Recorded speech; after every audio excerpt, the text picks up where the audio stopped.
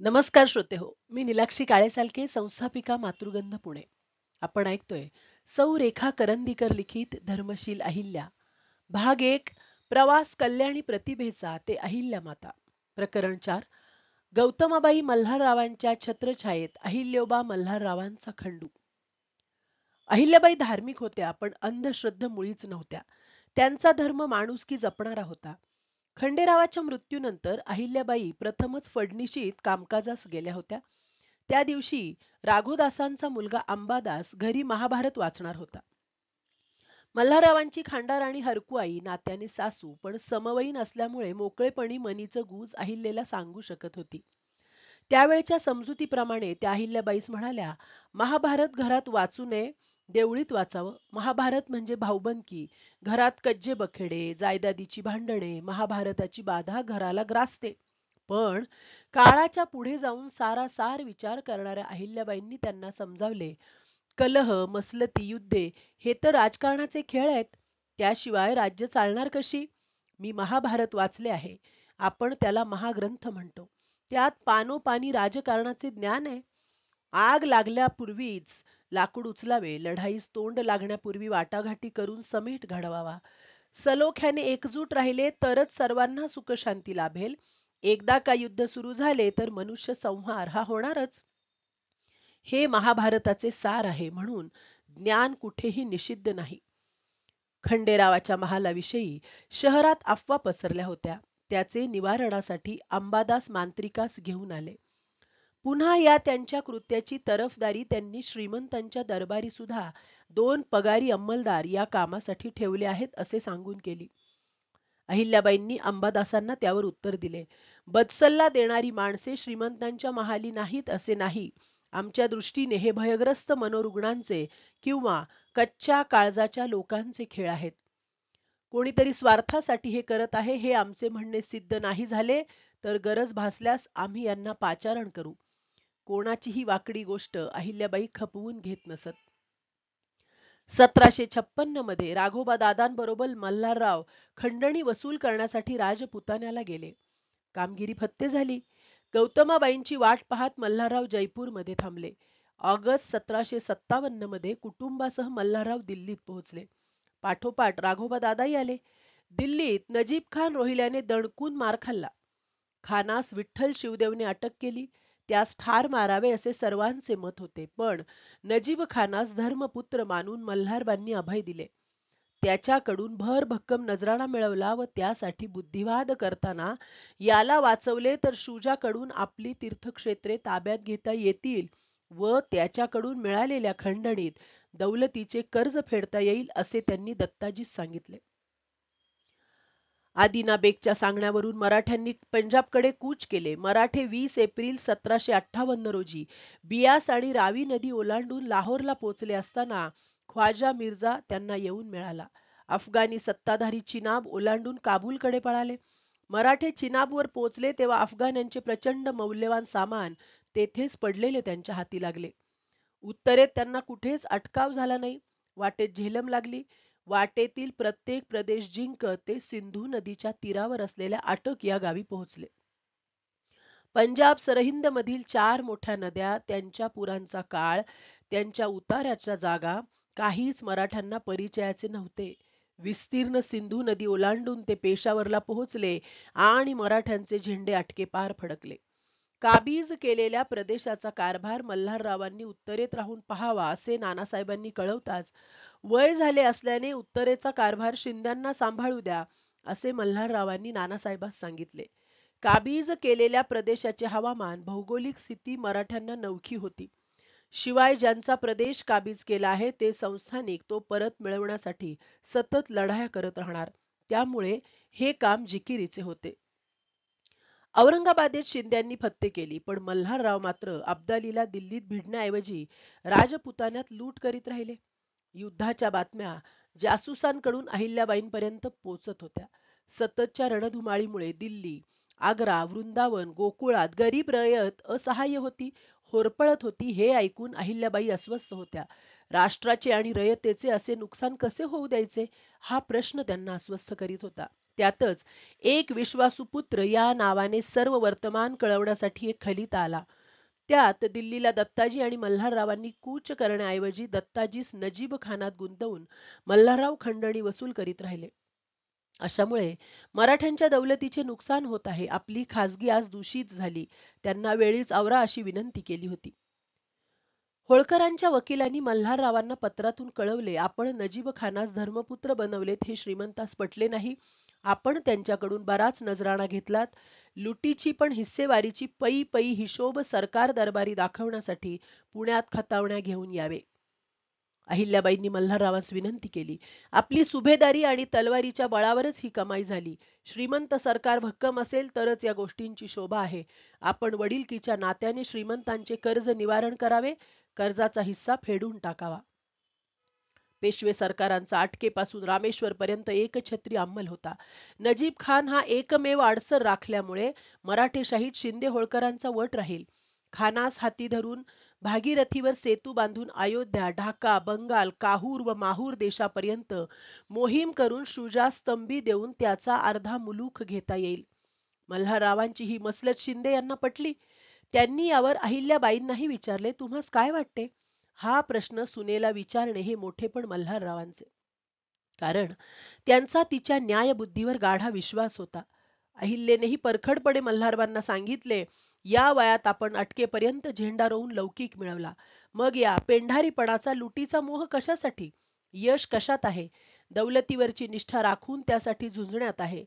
ज्याला खरे तर ठारच मारायला हवे होते, पण तसे न करता त्याचे मुद्दाम दौलतीत दुखणे वाढवून वर त्यात दत्ताजीसह सहभागी करून घेतले, हे मला अजिबात पटले नाही. नजीब खानाचे जीवदान मराठी दौलतीस महागात पडणार, ही गोष्ट राघोबा दादांना सुद्धा सुचली. पण दूरदृष्टीच्या मल्हारबांनी स्वार्थापायी नजरअंदाज करावी ही गोष्ट अहिल्याबाईंना पचणारी नव्हती. शिवाय लुटीचा पैसाही राखला. सुभेदारांनी पेंढाऱ्यांसारखे वागू नये, फौजेचा खर्च जाऊन बरेच काही खासगीत जमा होते. याचा 3 हिस्से भाग पुणे सरकारात जमा व्हायलाच हवा. श्रीमंत कर्जबाजारी होतात आणि सरदार करोडोंची दौलत कमावतात. श्रीमंतांना हात पसरायला लागतायत म्हणजे पैसा कुणाच्या तरी खासगीत जातोय, हे योग्य नाही. मग ते कुणी असो, असे आपले प्रांजळ मत तिने मल्हाररावांसमोर व्यक्त केले. मल्हाररावांना अहिल्याबाईंचे म्हणणे पटले. हिशोबात काही खोट आहे का असे त्यांनी विचारताच अहिल्याने उत्तर दिलं, 6 महिन्यांपूर्वीपर्यंत खासगीत हजारावारी अधिक होते, पण आता तर लाखो वारी. नजीब खानाचा नजराणा बहुत मिळाला काय? हे ऐकताच मल्हाररावांनी तिची नजर चुकवली. मल्हाररावांचीच शिकवण होती. फुकटची तनसडी नको, हरामाचा पैका नको. मल्हाररावांना अहिल्याने अहिल्योबा होऊन विनंती केली, वार्धक्यात आपल्या हातून काही अनुचित घडले तर त्याचा डाग माझ्यावरच लागणार. आपले महानपण आता मलाच डोळ्यात तेल घालून जपायला हवे. सती जाताना आपणच व्यक्तिगत स्वार्थापेक्षा दौलत, दौलतीपेक्षा हा देश, श्रीमंतांचे राज्य अधिक हे शिकवलेत. आता लगोलग पुण्याला जाऊन पै पावती करा. पुण्याला जाऊन मल्हाररावांनी श्रीमंत नानासाहेब भाऊसाहेबांची भेट घेतली. बाजीराव आणि त्यांचे संबंध मैत्रीचे, विश्वासाचे होते. दौलतीसाठी सुभेदार मल्हाररावांनी अनेक निर्णय न विचारताच घेतले, ते बाजीराव पेशव्यांनी मान्यही केले. नानासाहेब हे त्यांचेच वंशज म्हणून नजीब खानाचा निर्णय परस्पर घेतला. आपणास हा निर्णय रुचला नसेल तर काय सजा द्यायची असेल ती द्या. हिशोब आणले आहेत असे मल्हाररावांनी म्हणताच भाऊसाहेबांनी अहिल्येप्रमाणेच प्रश्न विचारला, श्रीमंत कर्ज भरीत, धन्याचे हाती झोळी आणि सरदार मात्र श्रीमंत होतात, हे कसे? त्यावर मल्हाररावांनी कर्जाची चौकशी करून 60 लाख कर्जाची जबाबदारी उचलली.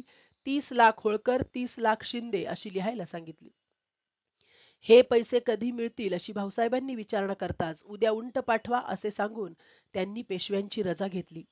ही हकीकत मामंजींच्या तोंडून ऐकताच अहिल्याबाई आनंदाने म्हणाल्या, आज होळकरांच्या झेंड्याची मान उंच झाली मामंजी. आपल्या झेंड्याचा मान सन्मान आपणच राखायला हवा, या बाबतीत अहिल्याबाई काटेकोर होत्या. मल्हारराव मोहिमेवरून परत येतानाच मालेरावासाठी बहाडांची लेक मैना बघून आले होते. ती जेजुरीच्या देवळात रुक्मिणी स्वयंवराची कथा सांगत होती. आप्पासाहेब बहाडांना वाटले की ही तर मल्हारी मार्तंडाची कृपा. आपल्यासारख्या निर्धनाची लेक ऐश्वर्यात पडणार, सोन्या रुपयांनी मढून मोठ्या वाड्याची सुभेदारीण होणार हेच खूप आहे. पण होणाऱ्या सुनेच्या सुख सन्मानासाठी अहिल्याने आपल्या मालेरावांच्या उणीवा बेल भंडारा उचलून बहाड आईवडिलांना सांगितल्या. पण बहाडांना खात्री वाटली आपली कन्या मालेरावांना सुतापरीस सरळ मार्गाला लावील. लग्न निश्चित झाले. सोन्या चांदीची मापे ओलांडून मैना घरात आली. मैना मालेराव अहिल्याबाईंना नमस्कार करायला वाकले असताना अहिल्याबाईंनी आशीर्वाद दिला. कृष्ण रुक्मिणी, नल दमयंती, बाजीराव मस्तानी यांच्यासारखी प्रीत तुम्हास लाभो. मालेरावाच्या आधी मुक्ताबाईचं लग्न व्हावं असं खरं तर मल्हाररावांना वाटत होतं. तिच्यासाठी एखादं तालेवार होळकरांना साजेसं घराणं बघावं असं मल्हाररावांनी म्हणताच अहिल्याबाईंचा मानस बाईजींनी सांगितला. घराण्याशी लग्न करायचं नाही, शौर्याशी करायचं. जो भिल्लांचा उपद्रव रोखण्याचं धाडस शौर्य दाखवेल त्याच्याशी मुक्तेचं लग्न करायचं. मातब्बर घराण्यातील मूल शूर असेलच याची काही खात्री देता येत नाही, हे अहिल्याबाईंचे मत मल्हाररावांना पटले. पण गौतमाबाईंना तो आपल्या जातीचा नसेल तर काय असा प्रश्न पडला. अहिल्याने त्यांना समजावले. सद्गुण शौर्यास जात नसते. उलट तिनेच विचारले, सूर्य, चंद्र, पाणी, आकाश, वारा, प्रकाश पंचभूतांना जात असते. आपला देह त्यांच्यापासून जन्माला आला आहे. मल्हारवांना तिचे कौतुक वाटले. तिच्या हाती स्वतःचा कंठा ठेवत तिला आशीर्वादही दिला. तुमचा जावई म्हणजेच आमचा नात जावई अर्जुन असेल म्हणून थोडं थांबायचं असं ठरलं. मराठेशाहीला अटकेपारची धुंदी चढली. रजपूत राजांच्या कलहात शिंदे होळकर एकमेकांवर कुरघोडी करू लागले. शिंदे होळकरांचा वाढता प्रभाव दिल्लीतील पेशव्यांच्या वकिलांना खुपू लागला.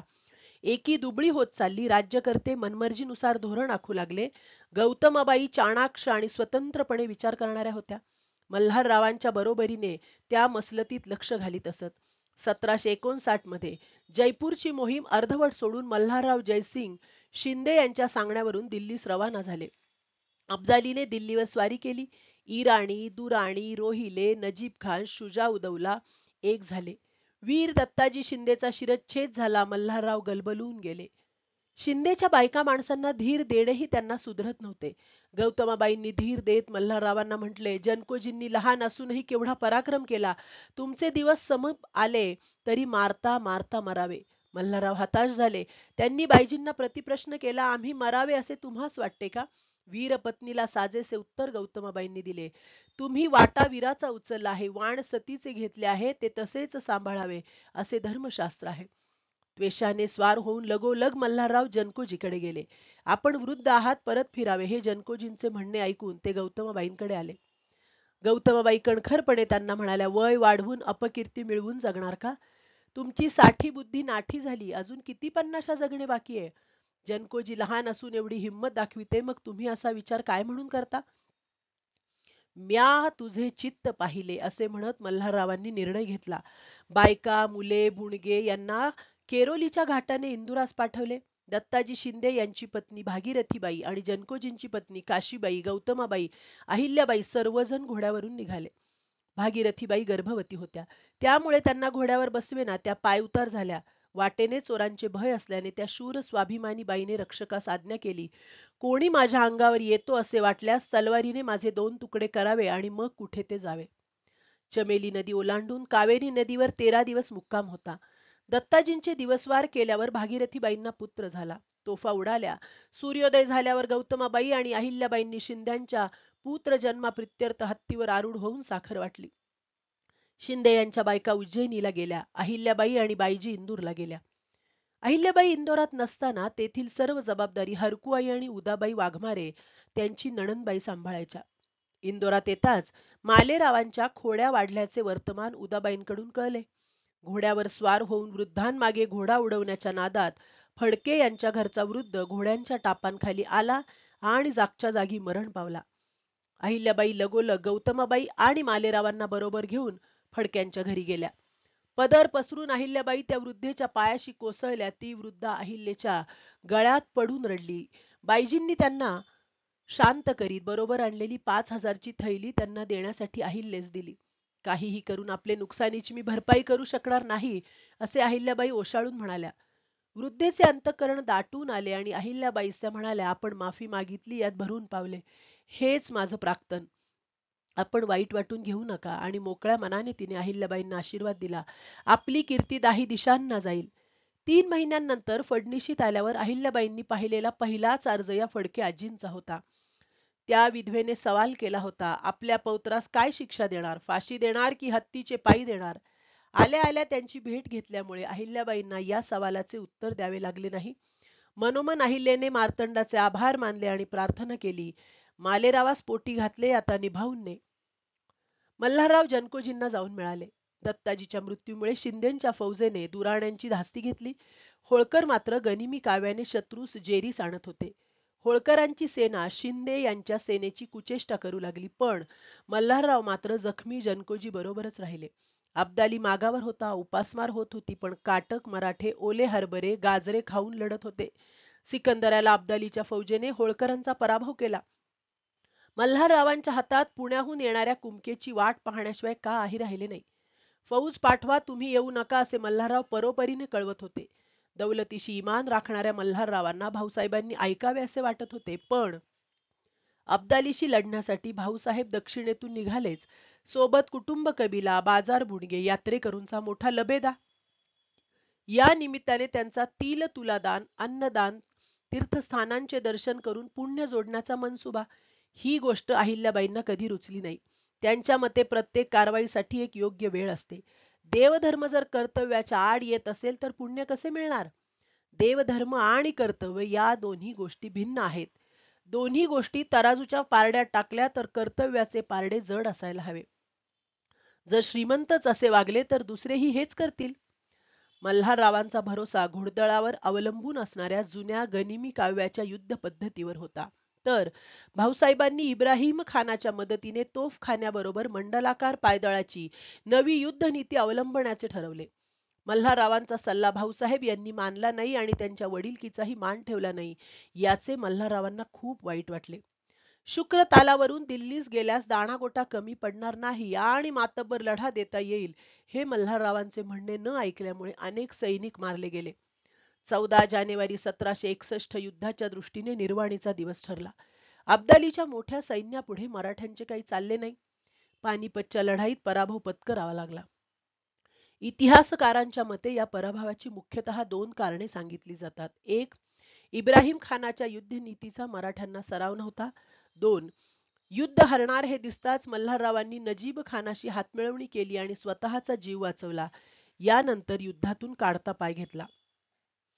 नजीब खानास अभय दिल्यामुळे पानिपतचा पराभ झाला. त्यामुळे नानासाहेब आणि भाऊसाहेब पेशवे मल्हाररावांवर नाराज झाले. असे म्हटले जाते की दक्षिणेत असे एकही घर मिळणार नाही ज्यातले कोणी पानिपतात मेलं नाही. घरोघरी बायका विधवा झाल्या. मोठ्यांचे मान अपमानानुसार युद्ध होतात, पण प्राण जातो बिनीच्या लढणाऱ्यांचा. यांच्याजवळ ना घोडे हत्ती असतात, त्यांचं असं असतं फक्त शरीर. सैनिकांची ही कैफियत अहिल्याबाईंना अस्वस्थ करून गेली. भरीसभर पवार शिंदे यांचे महाल जप्त झाले. शिंदे यांच्या घरचे पुरुष सर्वच धारातीर्थी पडले. एकटे महादजी जखमी होऊन परत आले. श्रीमंत नानासाहेब इंदोरास मल्हाररावांच्या भेटीस आले असताना उद्वेगाने म्हणाले, आपल्यासारखे बुजुर्ग वाचतात, विश्वासरावासारखा पोर आणि भाऊसाहेबासारखा पट्टीचा शूर गायब होतो, याचा अर्थ काय समजायचा? आम्हास वाचवावे अशी आपली नजीब खानाची आणक्रिया झाली असे ऐकले. असे श्रीमंतांनी बोल लावले तरी मल्हारराव शांतच होते. राजकारणात चुका होतात, पण मल्हाररावांनी दौलतीशी कधी गद्दारी केली नव्हती. ते म्हणाले, रक्ताचे टिळे लावून दौलतीस जपलं, आटकेपार झेंडा रोवला, आमच्या वयाचाही मुलाहिजा न ठेवता आम्हास बट्टा लावत आहात. बाजीरावांनी दिलेले सर्व तुम्हास देऊन सांगाल तिथे जाऊन राहू. अहिल्याबाई सुद्धा ग्वाल्हेरी तोफखाना लावून हजर होत्या. सेवेत आम्ही कधी कमी पडलो नाही. श्रीमंतांनी मल्हाररावांकडे भरपूर ऐवज आणि तोफा मागितल्या. त्यावर मात्र मल्हाररावांचा संताप अनावर झाला. एक रकमी 30 लाख कर्ज फेडीसाठी दिल्याची आठवण करून देत त्यांनी एका अपयशाने सारे पुण्य नाहीसे झाले का, असा सवाल केला. त्यांनी ठामपणे काहीही देण्यास नकार दिला. 4च दिवसांनी खलिता आला होळकरांचे देशीचे महाल जप्त केल्याचा. पतीचा हा अपमान मानी गौतमाबाईंना मृतवत करून गेला. त्यांनी अंथरूण धरले. पानिपतच्या पराभवाचे अपयश धुवून काढण्यासाठी मल्हाररावांनी जीवाची शर्थ केली. माळवा, बुंदेलखंड, राजपुतानावर त्यांनी पूर्ववत जम बसवला. गोहद, ग्वाल्हेर, दातिया, झाशी येथील बंड मोडून काढले. 23 जूनला नानासाहेब पेशव्यांचा मृत्यू झाला आणि माधवराव पेशवे झाले. गादीवर जो असेल त्याच्याशी इमान हेच मल्हाररावांचे ब्रीद होते. त्यांनी माधवरावांना सांत्वनाचे पत्र पाठवले. अपयश धुवून काढायला मामंजींना वेळ लागणार नाही याची अहिल्याबाईंना खात्री होतीच आणि त्याची ग्वाही देणारे पत्र माधवरावांकडून आल्याचे तिने बाईजींना सांगितले. मल्हाररावांच्या अपमानाचे शल्य कमी व्हावे म्हणून बाईजींना तिने पत्र वाचून दाखवले. तीर्थरूप मल्हारजी काकांना साष्टांग दंडवत. शाबास तुमच्या तलवारीची. 7-8 महिन्यात अवघी उत्तर मार्गी लावली. तीळ मात्र विश्रांती न घेता प्रचंड बुद्धिवादाने आपण बंडावे मोडलेत. आपल्या परी पिकला अनुभवी आम्हास तरी दुजा कोण. आम्ही 2 हात जोडून विनंती करतो, मनातला विषाद आमच्यासाठी सोडावा. भाऊ काकांनी आपला सल्ला मानला असता तर अपयश आलेच नसते. वडिलांच्या प्रकृती मानामुळे त्यांनी आपल्याशी कठोर जापसाल केले. 2 महिन्यातच त्यांचे देहावसान झाले. आपल्या सात्वनांनी आम्हास उभारी मिळाली. आपण आम्हास आता तीर्थरूपांचे ठिकाणी तरी लवकर भेटावयास यावे, रोष न धरावा. त्यानंतर जप्ती उठली. सारे किंतु परंतु नष्ट झाले. पुन्हा बांडे होळकरी निशाण तेजस्वी झाले. आता तरी बाईजी समाधान मिळाले ना असे अहिल्याने विचारताच बाईजींनी मान हलवली. मल्हाररावांनी आपल्या मांडीवर बाईजींचं डोकं ठेवलं असताना बाईजींनी डोळे उघडले. उश्याशी ठेवलेली कुंकवाची कोयरी हातात देऊन बाईजींनी मल्हारबांना शेवटचा मळवट भरायला सांगितले. निरोप द्या असे म्हणत अहिल्यास म्हणाल्या, पोरी फार चांगली आहेस तू. सुभेदारांना सांभाळ. अहिल्याची आई झालेल्या गौतमाबाई अनंतात विलीन झाल्या 29 सप्टेंबर 1761 रोजी. शोक आवरून मल्हारराव पुन्हा मोहिमेस निघाले. युद्धाचे डावपेच मालेरावाने शिकावे म्हणून मल्हाररावांना तिने मालेरावास बरोबर घेऊन जा म्हणून विनंती केली, पण मालेरावाने आकाश पाताळ एक केले. सुभेदारीची स्वप्न बघणाऱ्याला तलवारबाजी यायला हवी आणि श्रीमंतांच्या भेटीस नेतो असे म्हणत मालेरावास यायला राजी केले. मल्हारराव इटाव्यास निघाल्यावर युद्धात मन रमत नाही म्हणून मालेराव इंदोरला परत आले. अहिल्याबाई मालेरावांच्या दौलतीच्या लायक करा अशी रोज प्रार्थना करीत असत. त्यांनी 12 ज्योतिर्लिंगांकडे थैल्या रवाना केल्या अखंड नंदादीपासाठी. भेटूया पुढल्या प्रकरणात. धन्यवाद.